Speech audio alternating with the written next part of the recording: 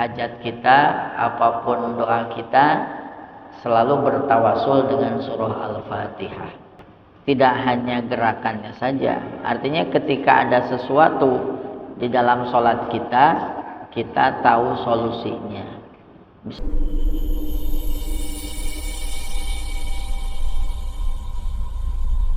Bismillahirrahmanirrahim. Assalamualaikum warahmatullahi wabarakatuh. Bismillah, alhamdulillah, wassalatu wassalamu ala rasulillah Muhammad ibn Abdillah wa ala alihi wa sahbihi wa mawalah. Aqulu rabbi syrah li sadri wa yassir li amri wahlul 'uqdatam min lisani yafqahu qawli, amma ba'du. Subhanaka la ilma lana illa ma 'allamtana innaka antal alimul hakim. Puji dan syukur kita panjatkan kehadirat Allah Subhanahu wa taala. Alhamdulillah pada sore hari ini kita diberikan kesehatan sehingga dapat berkumpul bersama di kajian Kamis sore di Masjid Hayatul Hasanah ini. Shalawat beserta salam kita limpah curahkan kepada baginda alam Nabi kita, Nabi besar Muhammad sallallahu alaihi wasallam. Ibu-ibu jamaah kajian Kamis sore yang dirahmati Allah Subhanahu wa taala. Kumaha daramang ibu-ibu? Alhamdulillah ya. Kita diberikan nikmat iman, nikmat Islam, nikmat sehat walafiat sehingga dapat berkumpul di tempat atau di majelis yang insya Allah dimuliakan oleh Allah Subhanahu wa taala. Dan langkah kita menjadi penghapus atas dosa-dosa kita, insya Allah. Nah, tema kajian kita pada sore hari ini adalah apa temanya, Bu? Tips sholat khusyuk. Sholat itu ada dua. Satu, ada sholat lalai. Apa namanya? Sholat lalai. Dan ini yang termasuk kepada sholat yang kategorinya rugi. Rugi di dunia dan rugi di akhirat. Dan di akhirat tentu termasuk orang yang celaka. Sebagaimana Allah Subhanahu wa taala berfirman di dalam surah Al-Maun, "Fawailul lil musallin alladzina hum an salatihim sahun." Kata Allah, celakalah bagi orang yang sholat. Nah, orang yang sholat celaka. Siapa orang yang celaka? Orang yang sholat tapi masuk kepada kategori celaka. Alladzina hum an sholatihim sahun, yaitu orang-orang yang sholatnya lalai. Maka ada riwayat kata Nabi sallallahu alaihi wasallam, "Innar rajula yusolli sittina sana." Ada seorang laki-laki, kata Rasul, dia sholat selama 60 tahun. Berapa tahun? 60 tahun. Walam tuqbal lahu sholat, tapi satu pun dari sholatnya itu tidak ada yang diterima oleh Allah Subhanahu wa taala. Kenapa bisa begitu? Kata Nabi, yutimmu ruku'ahu wa la yutimmu sujudahu wa yutimmu sujudahu wa la yutimmu ruku'ahu. Karena orang itu terkadang sholatnya itu sempurna ruku'nya tapi tidak sempurna sujudnya. Dan kadang sempurna sujudnya tapi tidak sempurna rukunya. Jadi sholat nate malaweung salatna teh kadang nu ieu bener nu ieu teu bener, rukuna bener sujudna teu bener, sujudna bener rukuna teu bener. Nah ini termasuk kepada kategori salat lalai. Yang kedua ada namanya salat khusyuk. Apa namanya? Salat khusyuk. Nah ini yang termasuk kepada kategori orang yang bahagia. Bahagia di dunia, bahagia di akhirat. Dalam surah Al-Mu'minun Allah Subhanahu wa taala berfirman, qad aflahal mu'minun alladzina hum fi salatihim khashi'un. Sungguh bahagia kata Allah orang-orang yang beriman. Siapa orang yang beriman? Alladzina hum fi salatihim khashi'un, yaitu orang-orang yang dalam salatnya dia khusyuk salat. Maka pertanyaannya, bagaimana caranya agar salat kita khusyuk? Itu pertanyaannya. Maka jawabannya apa?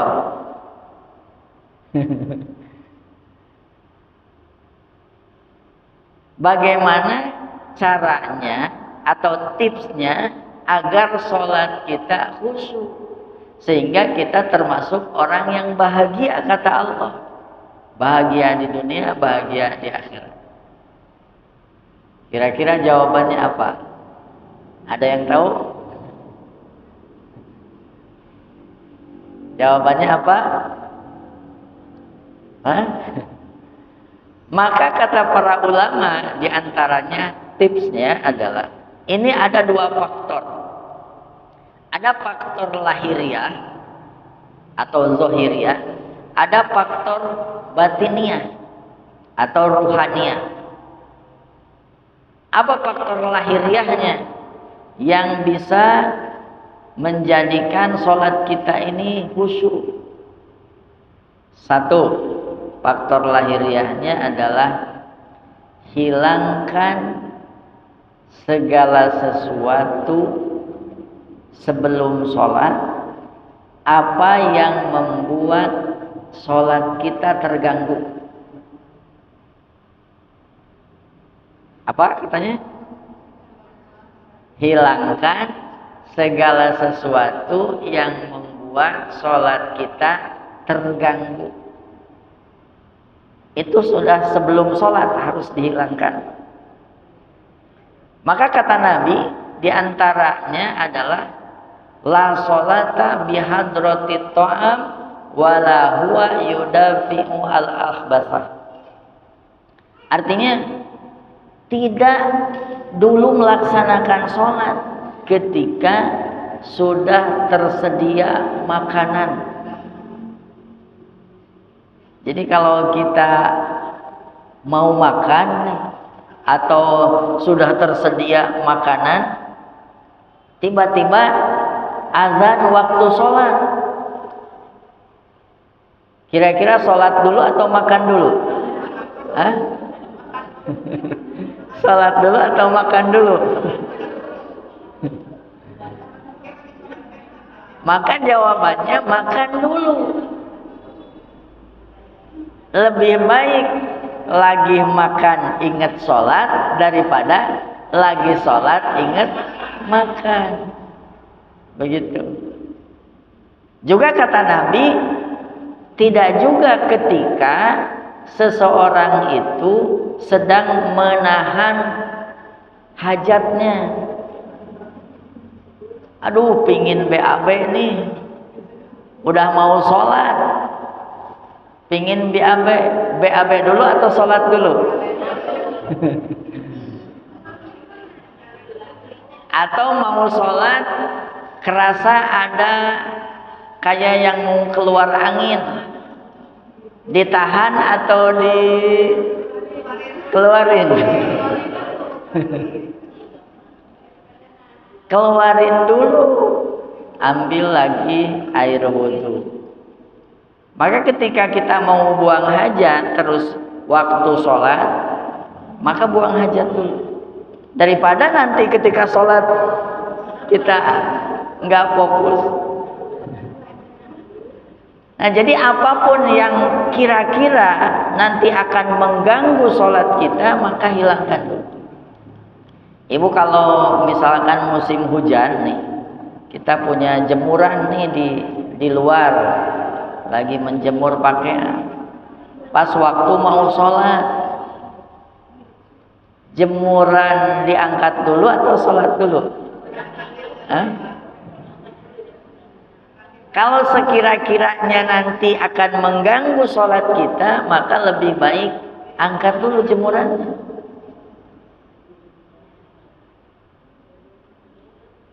Ibu mau sholat, tapi udah ada telepon, paket mau datang. Paket mau datang. Nunggu paket dulu atau sholat dulu? Bingung ya Bu. Pokoknya kalau kira-kira akan mengganggu sholat kita, maka hilangkan tuh. Biar nanti apa, sholat kita itu khusyuk. Jadi nggak ada yang mengganggu. Tapi kadang-kadang suka bingung Bu, kalau lagi sholat tiba-tiba ada sesuatu. Lagi sholat, di pintu ada yang ketuk, ada yang assalamualaikum. Ini sholat, lanjutin atau gimana? Nah, jadi intinya ketika ada sesuatu yang akan mengganggu sholat kita dan posisinya kita belum sholat nih, maka hilangkan dulu biar sholat itu khusyuk. Jadi yang pertama tadi apa?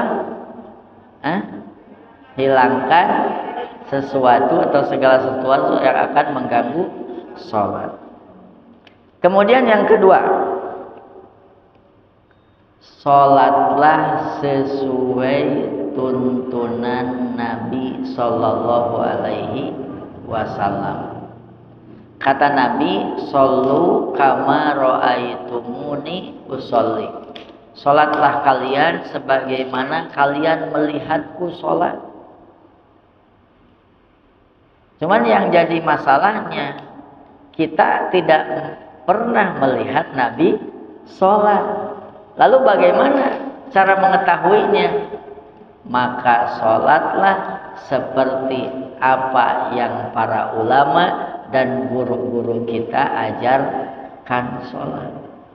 Karena al-ulama warasatul anbiya, ulama itu penerus pewaris para nabi. Maka apa yang diajarkan para ulama, maka itulah yang diajarkan oleh Nabi Sallallahu Alaihi Wasallam. Jadi harus sesuai dari gerakannya, dari bacaannya, dan dari segala halnya terkait dengan sholat. Jadi yang kedua apa? Sholatlah sesuai dengan yang Nabi ajarkan. Yang ketiga, harus paham. Apa? Harus paham ilmu sholat. Paham tata caranya, paham bacaannya. Tata caranya paham, tapi bacaannya gak paham, maka itu pun akan mengurangi kekhusyuan sholat. Karena diantara yang akan membantu khusyuknya sholat, kita paham apa yang kita baca. Paham apa yang kita baca. Kalau ada orang suruh baca puisi, dia puisinya bahasa Rusia misalnya, dan dia nggak paham, gimana bacanya?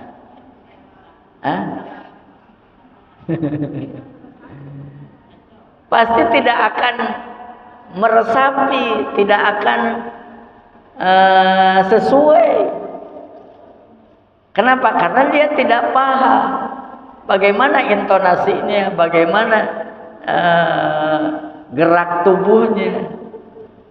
Karena tidak paham. Tapi kalau dia paham, mungkin akan menghayati, akan meresapi, akan sesuai dengan gerak tubuhnya juga. Nah, begitupun sholat. Kalau kita paham bacaan sholat, maka kita akan lebih khusyuk dalam sholat karena paham.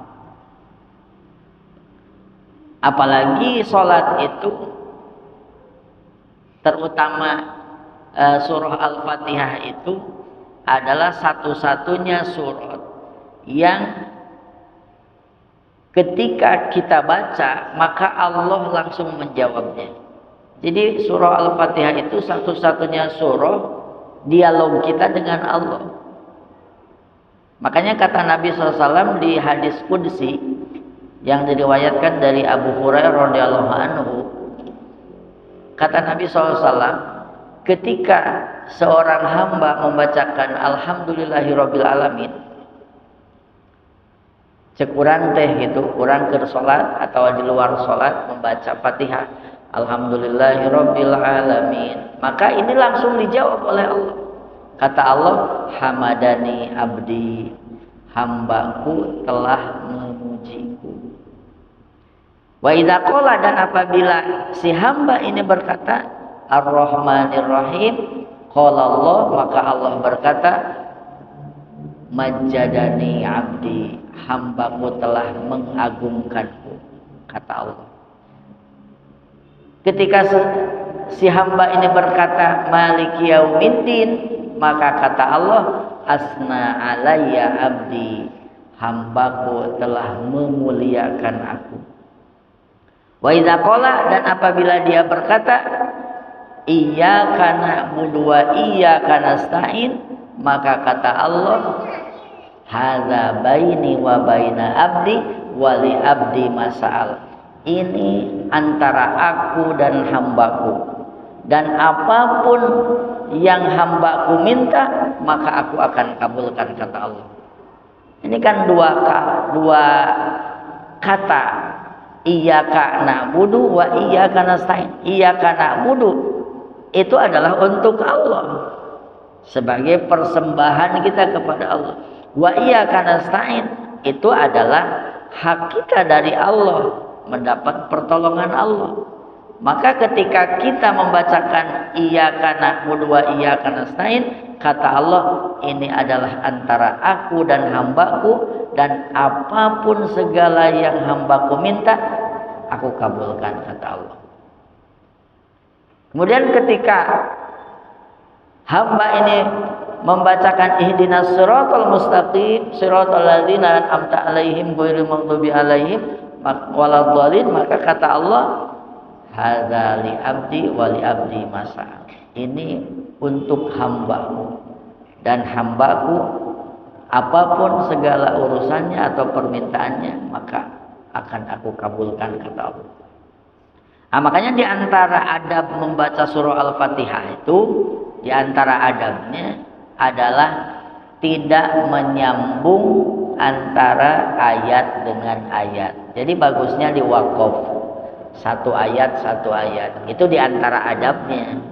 Tapi boleh juga, boleh.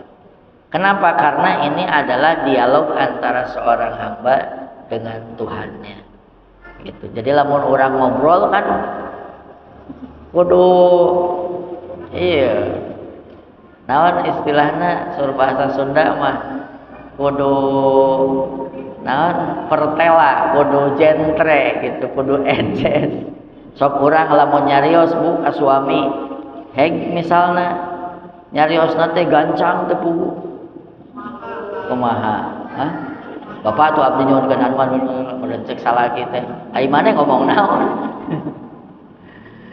Tak sama ketika kita baca surah Al-Fatihah, Bismillahirrahmanirrahim, Alhamdulillahirabbil alamin, Arrahmanirrahim, Maliki yaumiddin, iyyaka na'budu wa iyyaka nasta'in. Cek Allah teh aya siana naonna. Jadi kudu jelas, harus jelas. Maka adabnya sebaiknya satu ayat satu ayat. Alhamdulillahirabbil alamin, arrahmanir rahim, maliki yaumiddin, iyyaka na'budu wa iyyaka nasta'in, ihdinas siratal mustaqim, siratal ladzina an'amta 'alaihim ghairil maghdubi 'alaihim waladdallin. Nah, untuk ayat terakhir, kalau napasnya kuat maka bagusnya diwasol. Tapi kalau tidak kuat tidak apa-apa, waqaf di alaihim, siratal ladzina an'amta 'alaihim ghairil maghdubi 'alaihim waladdallin. Tapi bagusnya kalau kuat, kalau napasnya kuat, siratal ladzina an'amta 'alaihim ghairil maghdubi 'alaihim waladdallin. Nah, itu seperti itu adabnya dalam membaca surah Al-Fatihah. Makanya kita sering apapun hajat kita, apapun doa kita, selalu bertawasul dengan surah Al-Fatihah. Kenapa? Karena itu adalah dialog antara kita dengan Allah Subhanahu wa taala. Nah, jadi ada faktor lahiriah. Yang kedua adalah faktor batiniah. Apa faktor batiniah yang akan menyebabkan sholat kita khusyuk? Yang pertama adalah harus yakin kepada Allah. Jadi ketika kita sholat, hati kita itu, pikiran kita itu harus yakin kepada Allah. Yakin bahwa tidak ada selain Allah yang dapat memberikan pertolongan dalam setiap masalah, dalam setiap urusan. Tidak ada selain Allah yang akan memberikan jalan keluar bagi semua urusan kita. Harus yakin bahwa Allah lah satu-satunya yang membantu kita, yang menolong kita, yang memberi kita rezeki, yang memberi kita kesehatan, yang memberikan segala sesuatu kepada diri kita. Itu harus yakin. Maka ketika kita sudah yakin kepada Allah, pasti kita akan khusyuk.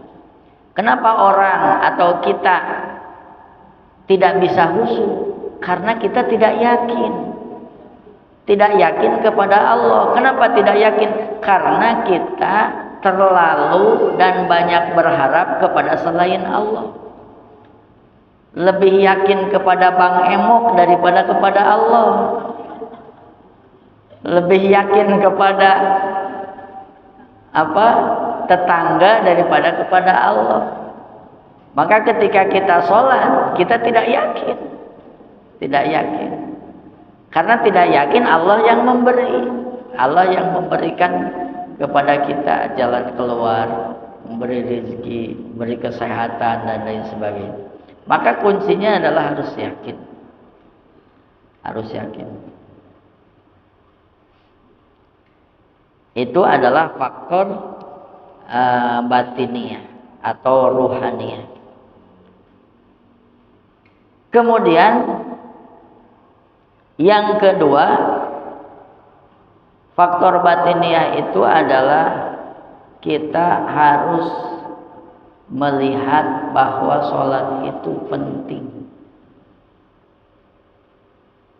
Kalau kita menganggap sholat itu penting, pasti khusyuk. Karena menurut kita penting, gitu. Kayak orang lagi lamaran, lagi melamar, dia pasti serius, pasti khusyuk, ngomongnya pasti serius. Kenapa dia serius? Karena ini penting.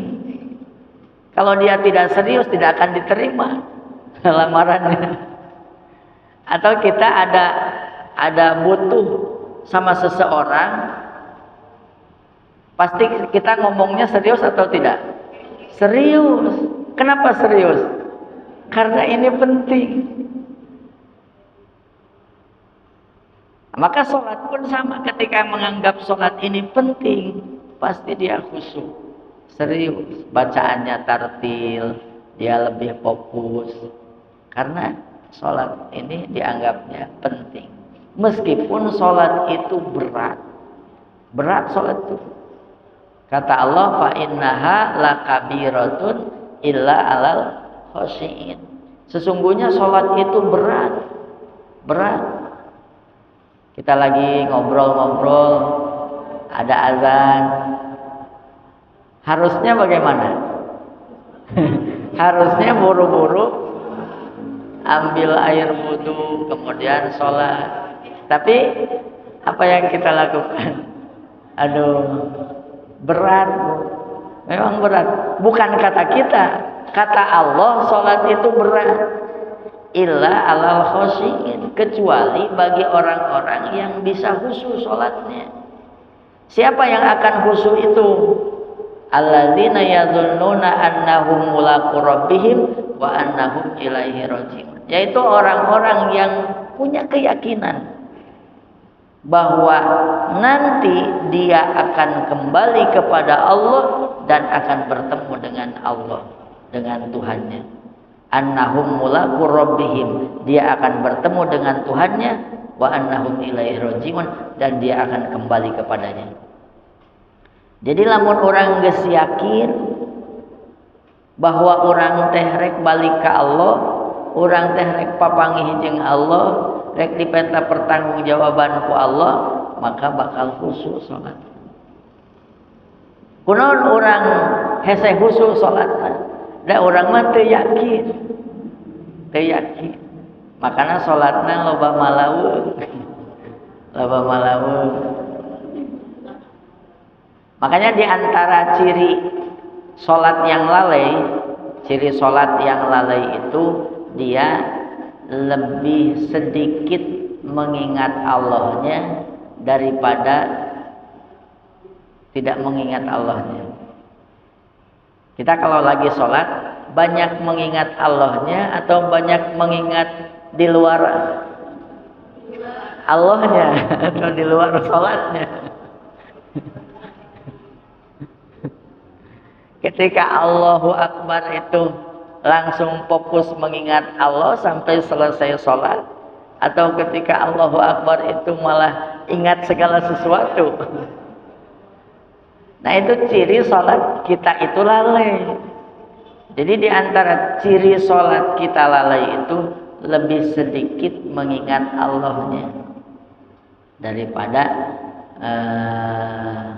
tidak mengingat Allah. Jadi loba keneh inget nu sejenna, loba keneh inget tagihan, loba keneh inget cucian, loba keneh inget setrikaan dan lain sebagainya. Nah itu ciri bahwa sholat kita itu masih lalai.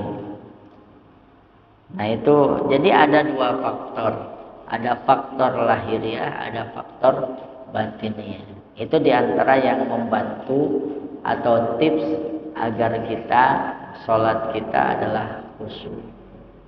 Mungkin itu yang bisa disampaikan sebelum kajian ini ditutup. Mungkin ada beberapa pertanyaan. Silahkan, satu atau dua pertanyaan.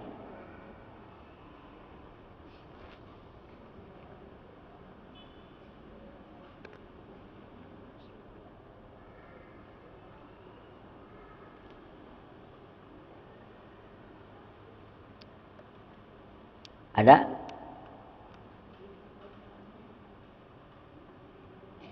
Tidak ada.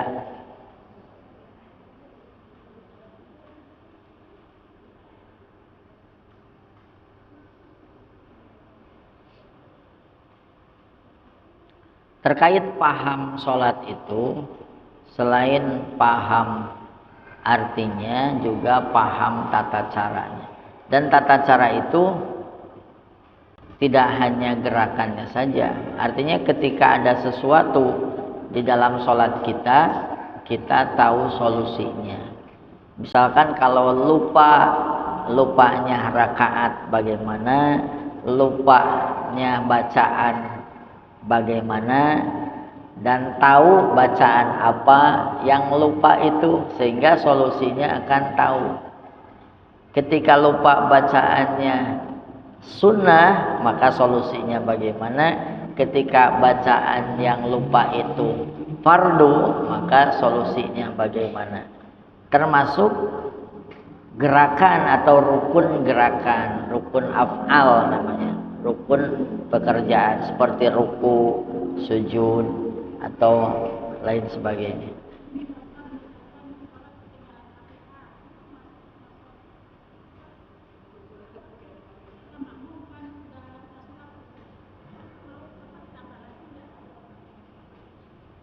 Kita jadi makmum, terus imam udah baca surat,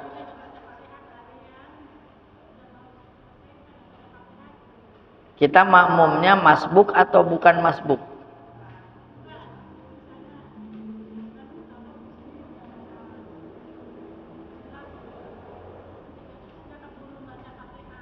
Iya, berarti masbuk. Nah, sholat itu ada dua. Ada sholat masbuk, ada sholat goir masbuk. Sholat masbuk itu sholat berjamaah yang kita datangnya itu terlambat, tidak ikut bersama imam dari awal, itu namanya masbuk. Ketika kita masuk kepada salat berjamaah, posisi imam lagi membaca surat, artinya kita masbuk. Kemudian kita tidak sempat membaca Fatihah karena tertinggal, maka sebagai makmum masbuk tidak usah baca Fatihah, asal ikut ruku beserta tumaninahnya dengan imam. Jadi kalau rukunya bersama imam dengan tumaninahnya, maka itu sudah dihitung rakaat. Fatihahnya sudah tercover oleh imam. Makanya di dalam hadis dikatakan bacaannya makmum itu bacaannya imam. Nah, dalam mazhab Syafi'iyah itu khusus bagi orang yang masbuk, yang tertinggal. Tapi kalau sholatnya kita dari awal bersama imam, karena kita lalai, lupa, nggak baca Fatihah, padahal dari awal bersama imam. Ketika imam takbiratul ihram, Allahu Akbar, kita Allahu Akbar. Karena lalai, nggak tahu baca, mungkin baca doa iftitah, sudah doa iftitah lupa, diam aja atau seperti apa, pokoknya lupa lah nggak baca Fatihah, maka itu tidak termasuk masbuk. Terus caranya bagaimana? Nah, itu tidak dihitung rakaat. Jadi ketika imam salam, kita nambah 1 rakaat lagi. Kita nambah 1 rakaat ketika imam selesai.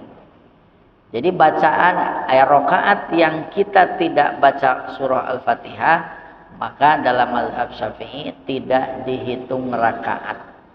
Tapi sholatnya tetap sah. Hanya tidak dihitung rakaat. Artinya kita harus menambah rakaat lagi.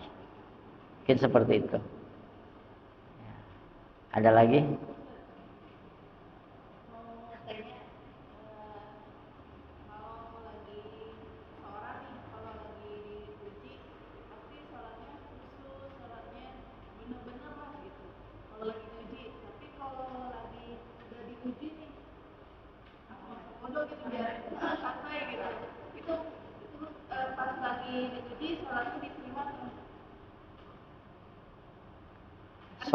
Ya.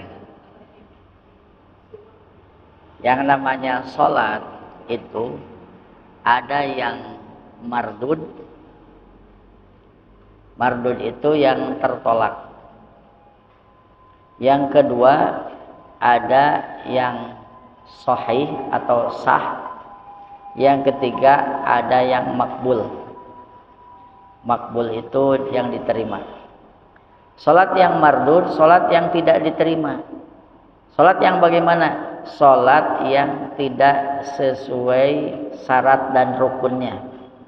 Syarat dan rukunnya tidak sempurna atau tidak dilaksanakan, maka itu otomatis tidak sah sholatnya dan tidak akan diterima. Misalkan sholat tidak wudu dulu, Kan syaratnya harus suci. Atau dalam keadaan sholat batal sholatnya, tapi kita tetap melanjutkan sholat karena tidak tahu. Atau misalkan rukunnya tidak dilaksanakan, rukunnya tidak sempurna seperti tadi, sujudnya tidak sempurna. Nah, jadi syarat dan rukunnya tidak terlaksanakan, maka itu tidak sah dan tertolak, tidak akan diterima. Yang kedua, ada sholat yang sahih, sah sholatnya, tapi belum diterima karena tidak ada syarat makbul. Nanti ada syarat makbul namanya, syarat diterima sholat. Di antaranya apa? Makanan dan minuman yang kita makan harus halal. Pakaian yang kita pakai harus halal. Kita sholat, tapi bajunya hasil mencuri. Bajunya dibeli dari uang korupsi. Maka itu sah sholatnya? Sah. Tapi tidak diterima tetap. Karena tidak ada syarat makbulnya. Atau diberi dari uang yang tidak halal. Atau kata para ulama mah, beli bajunya itu harga 100.000, misalkan 99.000-nya halal, 1.000-nya tidak halal, maka itu pun sama, tidak diterima sholatnya. Tapi sah, artinya tidak berdosa, karena kita sudah sholat, tidak berdosa. Tapi sholat itu pahala di akhiratnya tidak ada. Di dunia diampuni, tidak berdosa, di akhirat pahalanya tidak ada, karena tidak ada syarat makbul. Itu. Yang ketiga, syarat yang makbul. Kalau yang makbul yang diterima ya pasti sah, karena nggak mungkin kalau sholatnya tidak sah diterima. Jadi kalau yang makbul itu syarat dan rukunnya terlaksanakan, tercapai, syarat makbulnya tercapai. Syarat makbulnya itu tadi, 1, makanan dan minumannya halal. 2, pakaian yang dipakainya halal. Yang ketiga, niatnya lillahi ta'ala, ikhlas karena Allah, tidak ada faktor yang lain. Bukan sholat karena disuruh istri, bukan sholat karena disuruh suami, tapi murni lillahi ta'ala. Nah, itu yang Allah terima. Atau sholatnya tidak diikuti dengan sifat riya. Sholat riya, riya itu ingin dilihat orang, jadi dia sholat itu karena ada orang aja, karena ada mertua mungkin, atau karena ada siapa, dia baru sholat. Kalau nggak ada mah nggak. Nah, orang yang seperti itu nanti di akhirat pahalanya tidak ada. Maka ketika dibuka buku catatan amalnya, tidak ada pahalanya. Kemudian dia unjukkan kepada Allah, ya Allah, kemana pahala sholatku?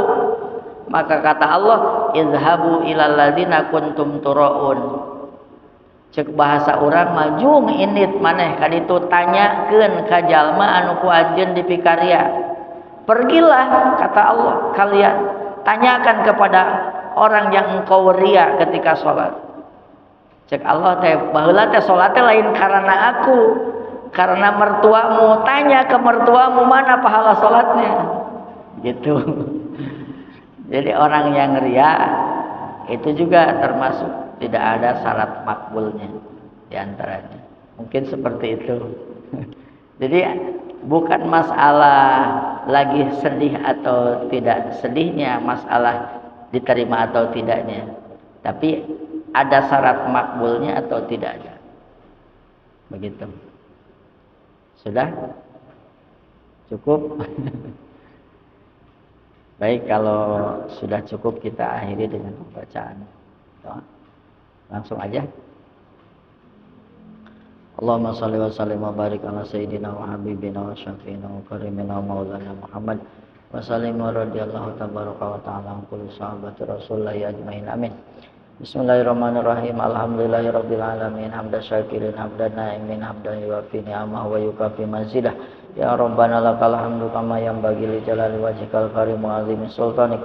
Allahumma ij'al jam'ana hadza jam'an marhuman waj'al tafarruqana min ba'dihi tafarruqan ma'suman wa maqsudan wa la taj'al lahum fina wa lahuna syafi'a wa la mahruma. Allahumma la tad'alana fi maqamina hadza dhanban illa ghafartah wa la 'aiban illa satartah wa la hamman illa farajtah wa la jahilan illa alamtah wala hajatan min hawaiji dunya wal akhirah ila qadaita wa yasarta. Allahumma rabbana zalamna anfusana wa illam taghfir lana wa tarhamna lanakunanna minal khasirin. Allahumma rabbana atina fid dunya hasanah wa fil akhirati hasanah wa qina azabannar. Wa sallallahu ala sayyidina Muhammad wa ala alihi washabbihi wasallam bihaqqi subhana rabbika rabbil izzati amma yasifun wa salamun alal mursalin walhamdulillahi rabbil alamin. Wa nas'aluka al-ijabah bisirril Fatihah. A'udzu billahi minasyaitonir rajim. Bismillahirrahmanirrahim. Alhamdulillahirabbil alamin. Arrahmanir rahim. Maliki yaumiddin. Iyyaka na'budu wa iyyaka nasta'in. Ihdinas siratal mustaqim. Siratal ladzina an'amta 'alaihim ghairil maghdubi 'alaihim waladdallin.